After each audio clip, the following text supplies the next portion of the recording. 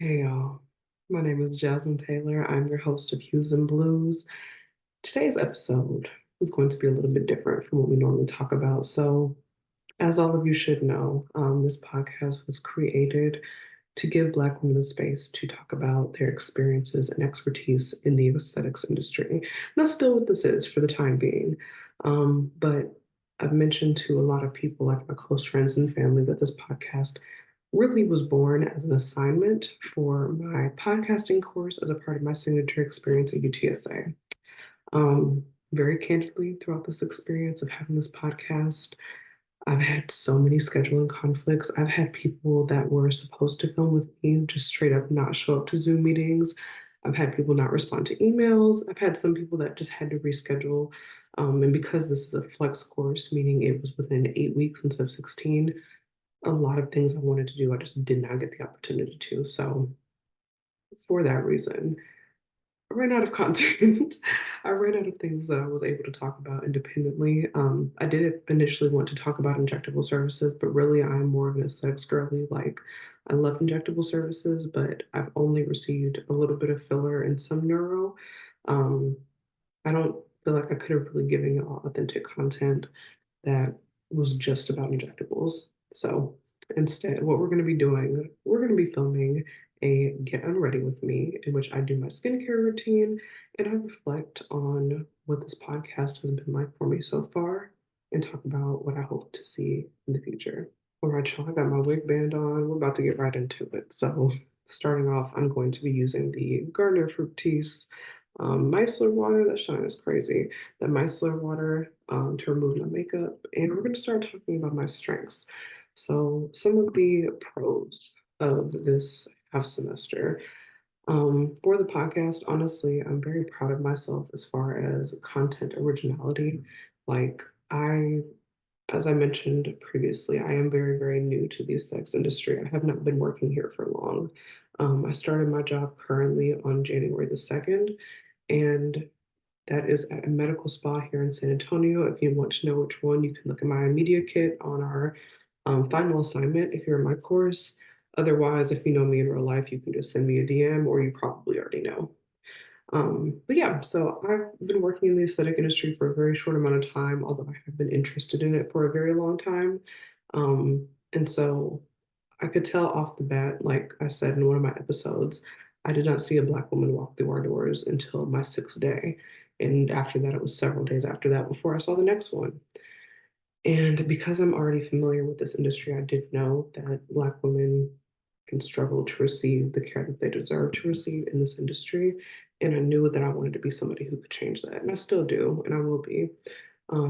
So the fact that I started this new job on January 2nd, around the same time that we were starting courses, I was like, I feel like this is a perfect opportunity for me to talk about what I love and just really get into it. Um, so I'm very proud of myself for coming up with the concept and honestly the Hues and Blues name. If you didn't know, it came from the song that was featured in my intro. It's called Afro Blue by Erica Badu in the Robert Glasper Experience. And she says, Shades of Delight, Cocoa Hues, Deep as the Night, Afro Blue.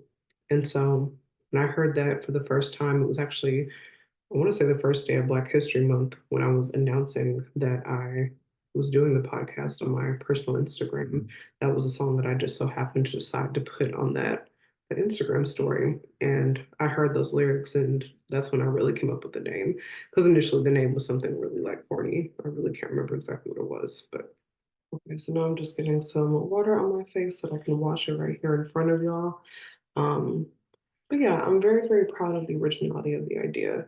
Now, to kind of give y'all some backstory on what the semester has been like for me, um, when I signed up for this course, I had no idea we were going to be making podcasts. I had no idea.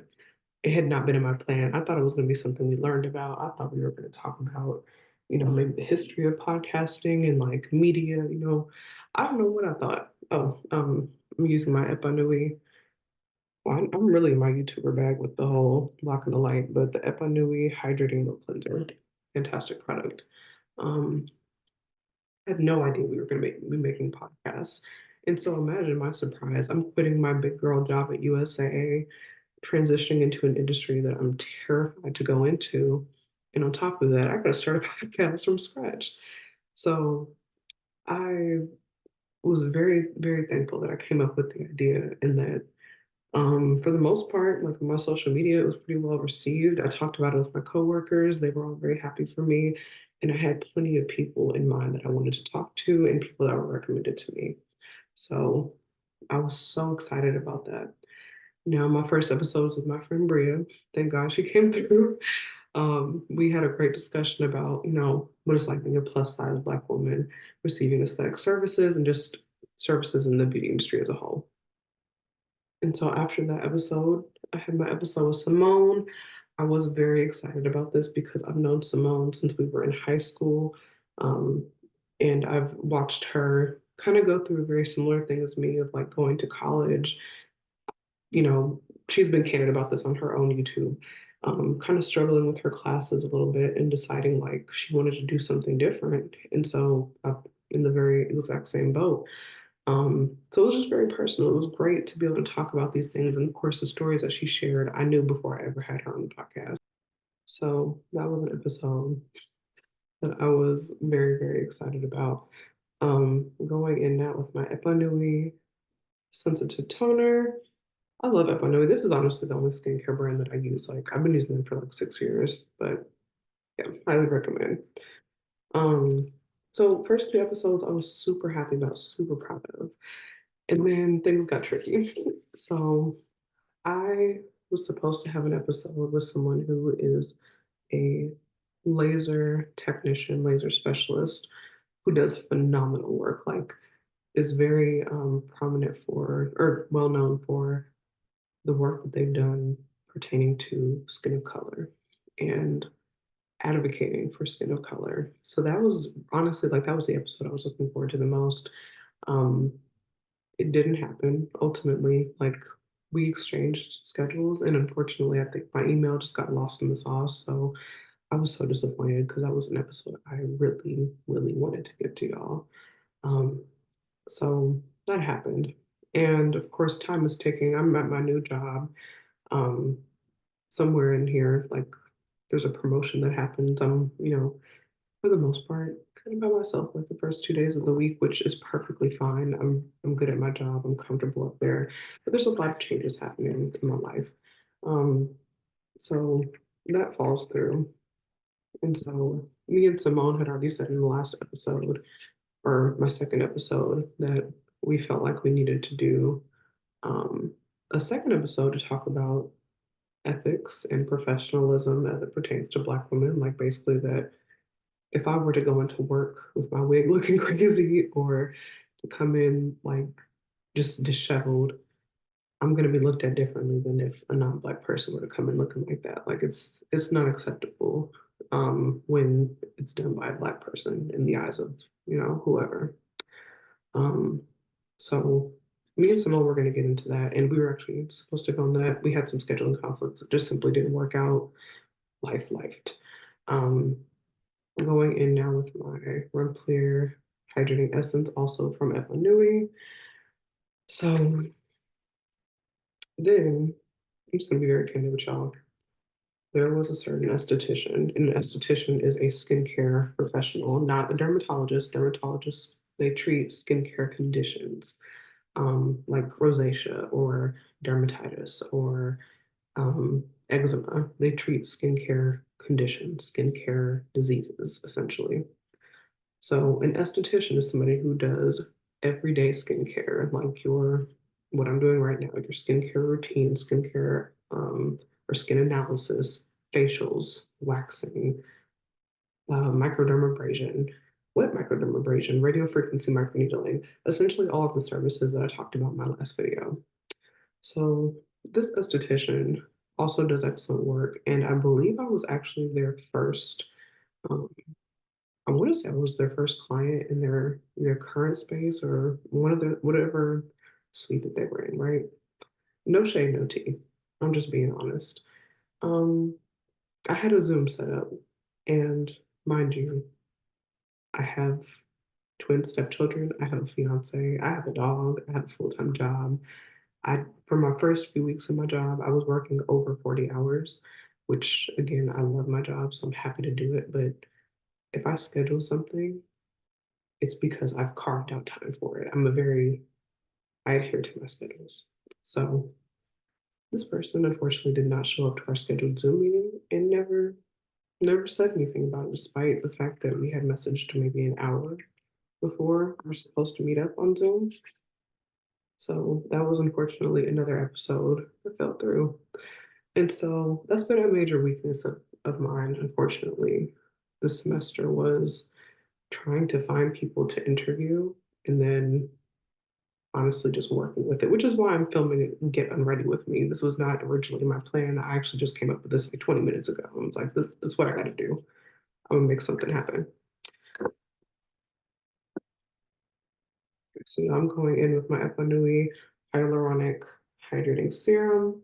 Hyaluronic acid is very, very important, especially if you have very dry skin. Um, so I've gone over my strengths and weaknesses. Now I do want to talk about how I feel about the podcast as a concept and what I see happening in the future. So because I ran into so many scheduling conflicts and just general issues with finding people to be on my podcast or finding things to talk about, I really sat and like wrote out all of my different ideas. I talked to my friends about like what I should talk about. Um, just went through it, trying to figure it out, right? And so I imagine like one day when me and the women around me run out of things to talk about pertaining to skincare or the industry or complaints that we have, like what happens then? Like what happens when there's no longer anything to talk about? And so when I think about the podcast, it is something that I would like to maintain post season zero. And again, I specifically called season zero, because I could not give everything that I wanted to this podcast, being that I didn't realize I'd be making one and that I did have to stay within the parameters of my assignments. They had to be certain lengths. Didn't always reach that. Sometimes I went over, sometimes I was under. Um, also have to be politically correct. I have to be appropriate for school. I don't want to be disrespectful, but I might curse a little in real life, but I couldn't do that here. So I knew that season zero was going to be a trial run. I knew that I wasn't going to have what I needed as far as equipment, like a camera and a microphone and all those things, but I still wanted to try. And so when I think about the future of Hues and Blues, honestly, to me, it could remain about aesthetics or it could at least start that way. But ultimately, I hope for it to become a community. I hope to see, just Black women close to me feeling like they can come here, they can talk about what they have going on, they can feel safe, they can talk about work, they can talk about their personal lives. Like, I just want safety and comfort and relaxation for the Black women near me. And my skincare routine and my skincare treatments, it's always been a major part of the way that I show love and affection to myself. And so that's something that I wanted to share with people close to me. It's something I still want to share with people close to me. It's the whole reason that I work in this industry. So when it comes to hues and blues, that's what I hope to see in the future. So I'm finishing up with this Epanui Barrier Repair Post-Treatment Cream. I'm using this because, as I mentioned in my last video, I did get Potenza radio frequency microneedling a few days ago. This is an excellent and very, very pretty cream that I like to use after things like alpha hydroxy acid masks, or in this instance, kind of more advanced treatment. You can't see it, but it's very pretty yellow.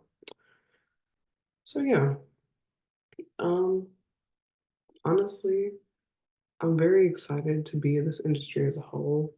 I'm very excited that I took a leap of faith. Again, I work at USAA. If you live in San Antonio, you know USAA is like, it's a great job. It's a great benefits, great pay, but ultimately, like, it just I wasn't in love with it. And so I really just want to say, if you are considering leaving your job, like your long-term job, to get into an industry that you are passionate about, be it photography, be it writing, be it working out, being a trainer, being an influencer at this point, because let's be real, like, it's the world we live in. I really hope that you take the leap. I took very honestly, I went down in pay for sure. Pay structures changed going from my last industry, insurance, to this one, but I've literally never been happier. Like, it's so much fun. I get to just be a girl all day. I get to talk about skincare. I get to talk about skincare treatments. It's an ideal job for me. And honestly, like, the opportunities you have to be successful in this industry are endless. Like, you can go into sales of like the actual machines that people use in medical spas, or things like Botox or Dysport filler. Like, those things wind up in medical spas because of sales representatives. Like, it's an endless industry. Beauty is not going anywhere as a whole. So there's that. All that to say, I just feel like if you have something that you want, if there is something that you are interested in, don't let a good job or the career that you think you should be doing keep you from going after it, because I got into this industry and there's not a single thing I would change about it. Even though it's very, very early in my journey in this industry, like, I'm a million times happier. And although Hues and Blues season 0 has not amounted to what I would hope for it to, I am still very hopeful that and optimistic that I'm gonna be able to create the community that I want to in this industry, because that's what I'm meant to do. So, yes. So this definitely, again, was not the episode I thought I would be giving y'all today, but shout out to Professor McPherson for allowing us to do freestyle episodes where we got to choose what we talked about. If not for that, y'all, Lord knows where we would have been, because again, it's been a ride. And this class has only been 8 weeks, and I just celebrated the twins, my step twins' birthday party yesterday. And then they had a birthday party in the evening as well. Life has been lifing. Shout out to or Professor McPherson for allowing us to freestyle episodes. I appreciate y'all coming with me on this little journey for season 0. I'm gonna go ahead and put Hues and Blues under the construction for now, but I really look forward to everything that I'm gonna do in this industry. Bye, y'all.